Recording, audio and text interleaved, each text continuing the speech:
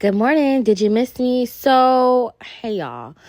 This is a video of me doing an install. So this is going to be like the part 1 for y'all. So right here, you'll pretty much be watching me do like the basics before I do all the melting and everything like that. So, I've already put the glue on side of her on her in front of her hairline. And then right now what you see me doing is me cutting out the ear tabs. I usually do this beforehand, before I do the glue, but if I need to clean up any extras, that's just what I'm going ahead and I'm doing.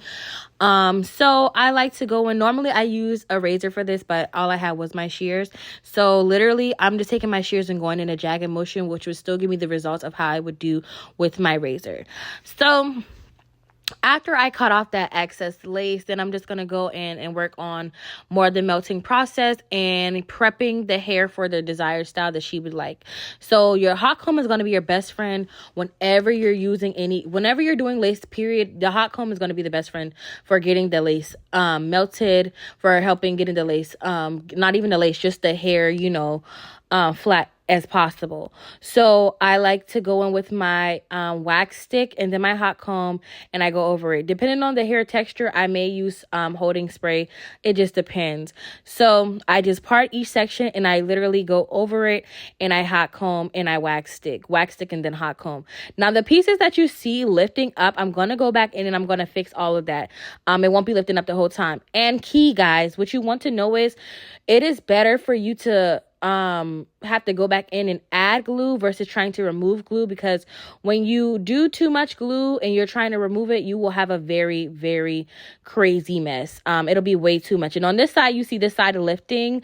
That's because I was trying to force it to come down, and that's why you go in and you adjust and you cut on those sides if their head is too big. You want to go back in on those sides and cut.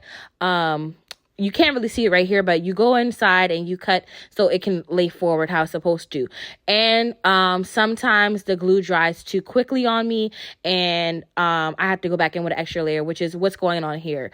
So I just go back in, put the layer of glue, and if I'm trying to make sure that it adheres, I am going to put it on there white, but you will not see it later on. So I will let the glue dry into the lace, pretty much is what I'm going to do. And I'm going to have her hold it for me.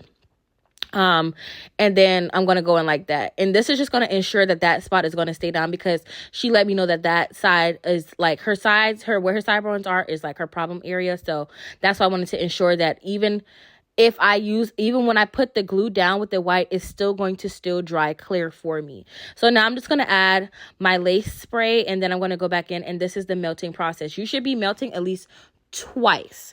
So this is the second melting process, and then I want to place her under the dryer after this. Part 2 coming.